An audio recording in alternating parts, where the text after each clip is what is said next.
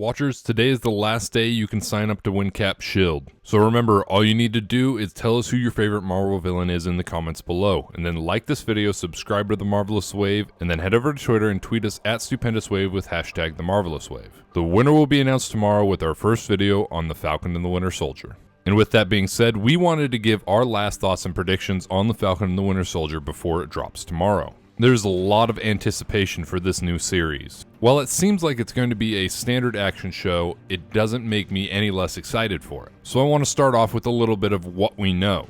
We know that Sam and Bucky are going to be working together. That's fairly obvious from the title and from all the trailers. But just who are they exactly going to be working for? We know for the most part they're going to be working for the American government, it seems. But at the same time, while they may be working for the government for part of it, they will likely be doing a lot of work on their own. Especially because both of them were on Captain America's side of Captain America Civil War and with the Sokovia Accords. And while they may be working in the interests of America, we know that they probably aren't going to be in America the whole time, as Madripoor has been teased. And perhaps because it's Madripoor and Madripoor is heavily tied to Wolverine, we may get some teasers or Easter eggs there. As for the enemies that they will be facing, we know that Zemo and the Flag Smashers are the primary villains. But just how much of a villain are they going to be, and what roles will each of them play? To some extent, it seems like Zemo may take a minor role as a villain in the series, possibly even teaming up later on with the Falcon and the Winter Soldier to take on these superpowered villains, as he doesn't like those who have superpowers. And we know Zemo's goals, as he wants to rid the world of superpowered beings because of what happened in Sokovia.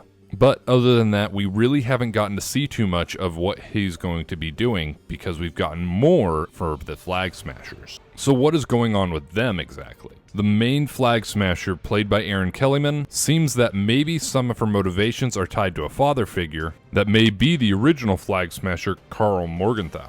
As to her motivations, they may be fairly similar to that of Zemo's, but more focused on superpowered heroes than just superpowered beings in general. If I had to guess, her story and the story of the Flag Smashers started before the Hulk snap brought everyone back. I believe that at some point in time during the 5 years during the blip, that the Flag Smashers saw that the superheroes were bogged down by too much government bureaucracy, and decided that the only way to protect the world from this point on was to destroy governments and tear down borders. Something we gotta realize is that the Flag Smashers think of themselves as the good guys. Their goal is to help people realize that they don't need governments, and that all that governments and nationalities do is tear down the human spirit. That's why to some extent Erin Kellyman in one of the last trailers may have been having a discussion with Falcon rather than outright fighting him, telling them their goals and explaining how she wants to help people, and Falcon trying to tell her that she doesn't have to start a war for it. But then again, some of what they do seems to just be simple criminal acts. For example, when they rob the bank or rob the 2 semi-trucks.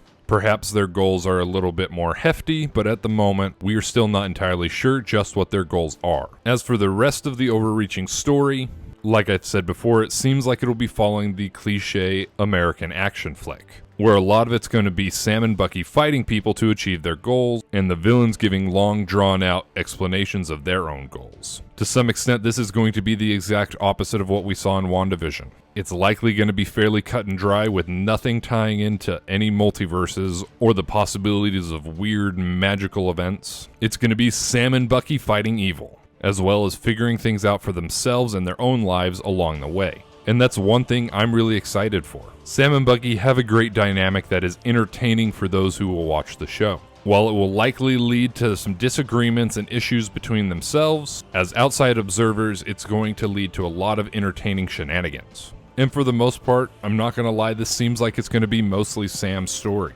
Kinda like how WandaVision was about Wanda and Vision, but really mostly about Wanda. A lot of it seems like it's going to be Sam becoming Captain America and doing what he needs to prove that he can fill the role. Part of the time it seems like the government is going to take the shield and give it to US Agent, as they will likely choose their own Captain America to fill the role that Steve left open despite his wishes that Sam took over. I think it'll start with Sam practicing with the shield, and Bucky kinda telling him what the shield means, with some hinting that maybe he doesn't think that Sam's up for the role yet, especially because he just lost his best friend. As time goes on, I think that the shield will end up in the museum and then in the hands of US Agent John Walker. and at some point we will see Sam and John Walker fight for the shield. I think that it will be an easy fight, especially because it seems like John Walker is likely just an actor playing Captain America to boost morale of the American people after the events of the snap and the actions of the Flag Smashers. As for Bucky's story, I think he's going to start out in hiding, at least to some extent, because he shows up to the Captain America Memorial wearing the standard MCU I need to blend in with civilians getup of a ball cap and a hoodie. While his past crimes are obviously forgiven because he does appear to be working with the American government as time goes on, what could the rest of his overarching story be? Keeping in mind that this is 6 months after they return from the snap, he may have found some ways to fit back into society, especially because he is technically a man out of time. He basically has to do everything Captain America did to catch up with the world, and a little bit more because of his criminal past. So a lot of his story may be him finding his place in the world. As for other things we're excited to see or hoping to see, one of the first things is Peggy Carter's niece, Sharon Carter. What exactly is her role going to be in the show? She is likely working for the Joint Counter-Terrorist Center as part of the CIA, especially because the Flag Smashers are technically terrorists. What would be interesting here is to see a tie-in to SWORD, especially because it seems like it will be the dominant agency in this new era of the MCU. On top of this, it sounds like Rhodey will also appear in the show very early on. Because of this, could we see War Machine's involvement throughout the show? As well, will this tie into Armor Wars in any way? It seems to me that many of the MCU shows are likely going to be setting up larger overarching stories in the MCU, on top of them telling their own stories. As for Easter eggs and other things that were hinted to be in the show, there is a bit of bad news that we won't see. According to Kevin Feige, there will be no appearance of Chris Evans' Captain America, and that there's also no plans to bring him back into the MCU. While this is unfortunate, it does leave an opening for Sam to take up the role and really shine. I, for one, am excited to see where this goes. And some of the things I hope we get out of it in the future is a Captain America 4 starring Sam, as well as a possible TV show starring the Thunderbolts, especially because this may be an arc that's leading Zemo to take over for the team. And with some of the rumors surrounding Black Widow's end credits scene, the Thunderbolts may be getting set up for their future in the MCU.